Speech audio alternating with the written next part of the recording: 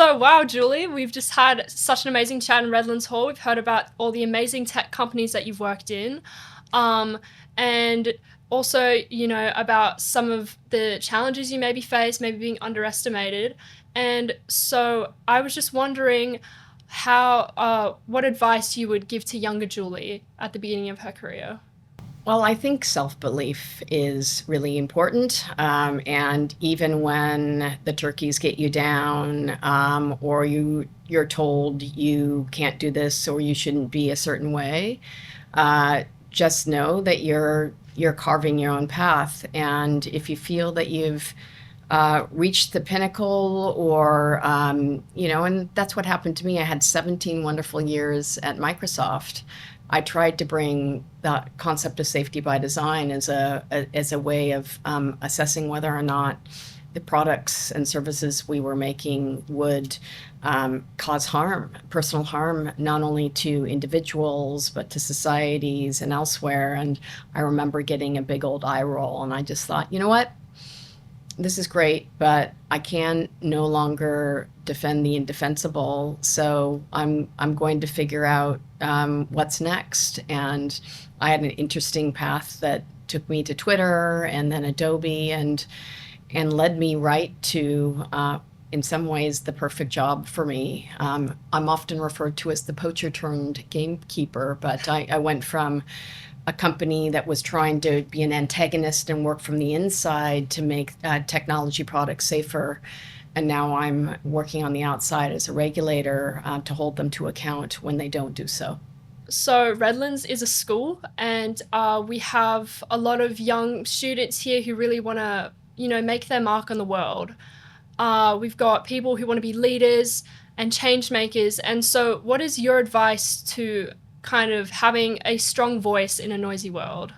I think that's a great question. And I think that's a wonderful thing about Redlands. It's not just about the marks, it's about creating people who have good character and are of high principle, and that will take you a long way. I think you need to really follow your heart and follow your passion, and you may not know what that is. And so I would say when you first go out in the world, let's say you decide to go to uni, I'd say study something that's multidisciplinary, like in international relations, which, funny enough, I studied, and my eldest daughter, who's just gone to ANU, is now studying international relations. But it's great because there's a little bit of economics, and there's history, and there's politics. There are a whole range of things, and you'll find what it is that you feel passionate about. You might know today, and then you can work towards a plan, whether it's traveling abroad or getting an internship at some place you've always wanted to work. And I do find, in so many ways, sometimes we're lucky, but often we make our own luck. And so there has to be a deliberate path about where you want to go or what you want to be doing.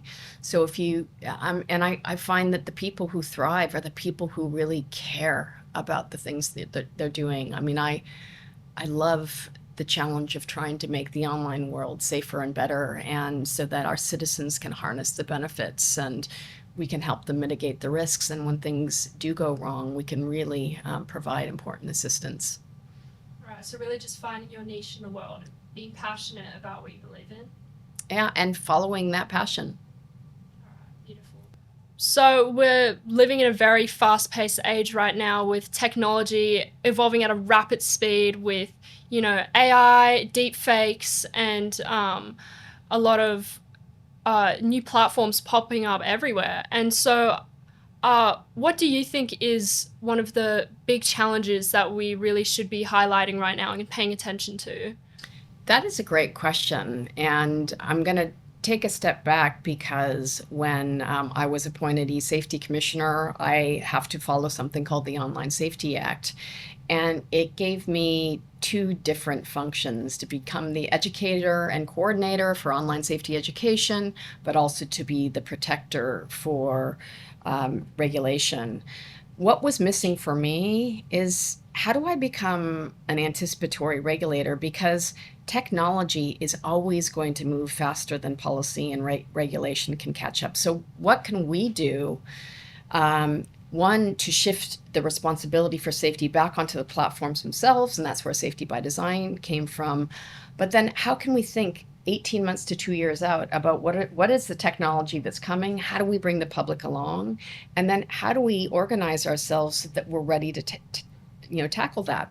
So almost 5 years ago, we did our first tech trends and challenges brief on deep fakes. And at the time, the technology was different. It took thousands of images of the same face, which is why you often saw celebrities in deep fakes. It took a lot of technical expertise to create a credible deep fake and a lot of computing power.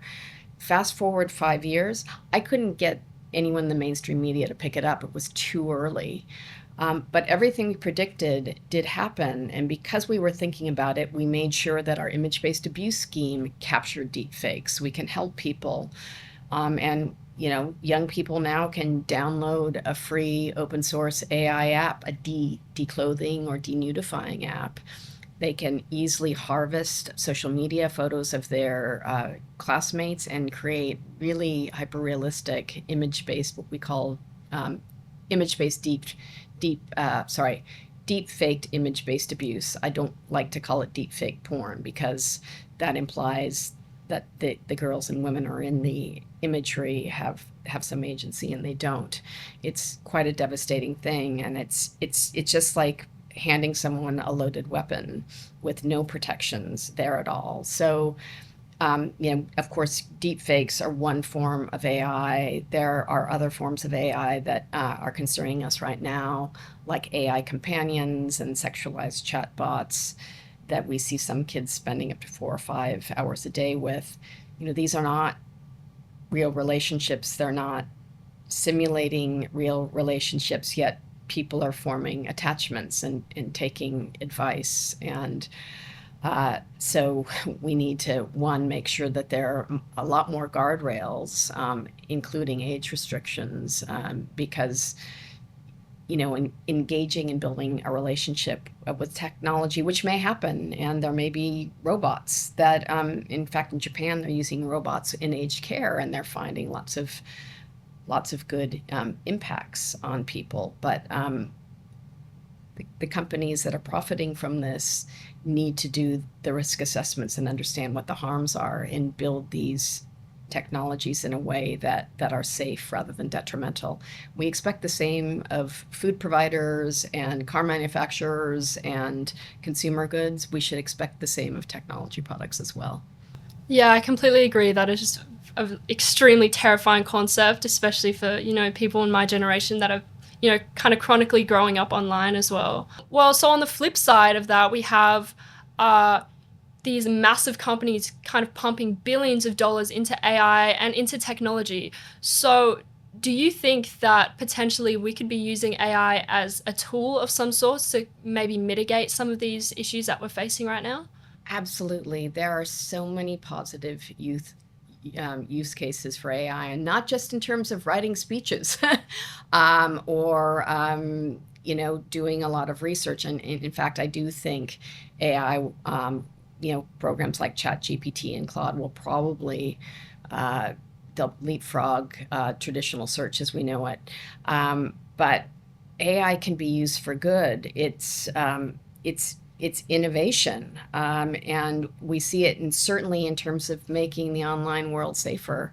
Proactive detection tools, content moderation tools, all of these can be developed much more effectively with AI. And I'd like to see these use cases. And, when people tell me that safety by design causes friction, that slows things down, I'm like, no, actually, it's compatible with innovation. Why aren't you using innovation to make your platforms safer and less toxic?